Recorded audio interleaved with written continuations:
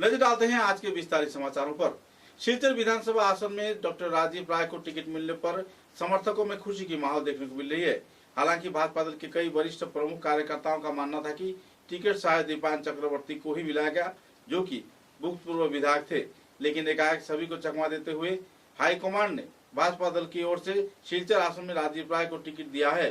राजीव राय के टिकट मिलते ही समर्थकों में खुशी की लहर देखने को मिल रही है। हर एक क्षेत्र में लोग उन्हें बधाई दे रहे हैं।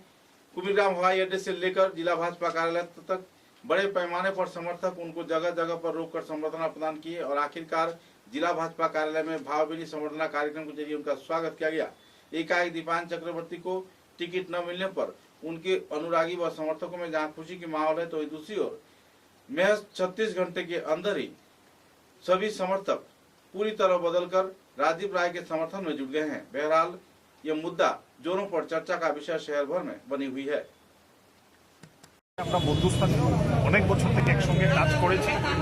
কার মাথায় ক্যাপ্টেনশিপটা আছে সেটা পরের কথা, আমরা একসঙ্গে কাজ করে যাব। দীপায়নের সঙ্গে আমারও সকালে একটু আগে কথা হয়েছে, আমরা আবার নিশ্চিন্তভাবে থাকি, আমরা একসঙ্গে মিলে কাজ করব।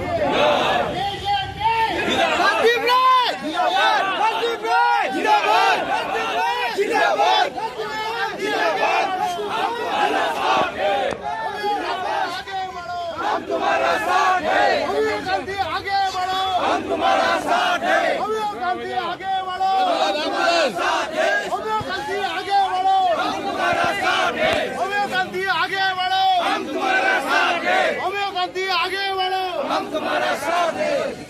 একটা মিনিট দাঁড়াও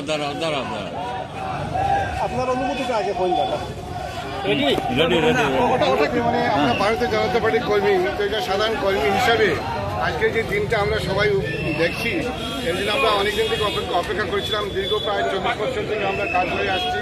তো সেই হিসাবে আমরা যে আশাবাদী ছিলাম যে এবারে নির্বাচনের দল আমাদেরকে প্রার্থিত্ব করবে, এবং আমি একটা কথাই বলবো, আমাকে প্রার্থিত্ব করে আমি আশাবাদী এটাই যে একদম সাধারণ কার্যকর্তা যারা আছে তাদের মনেও কাজ করার আরও প্রবণতা বৃদ্ধি পাবে। এই কারণে বৃদ্ধি পাবে, সবাই বুঝবে যে দলে কাজ করলে পরে একদিন না একদিন দলের যে সেই যে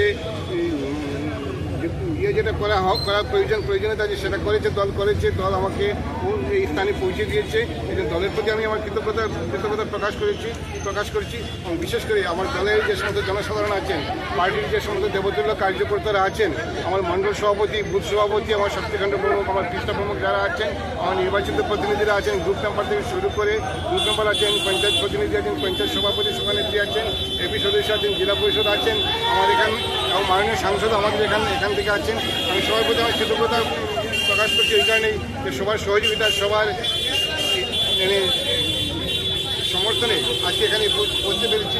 আমি এর জন্য একটাই কথা থাকবে যে দলাইকে একটি বিকশিত দলাই, একটা মডেল দলাই সে পরিণত করতে হবে, যাতে দলাইয়ের মানুষও বুঝতে পারে যে দলাই একটি ভালো স্থানে আছে।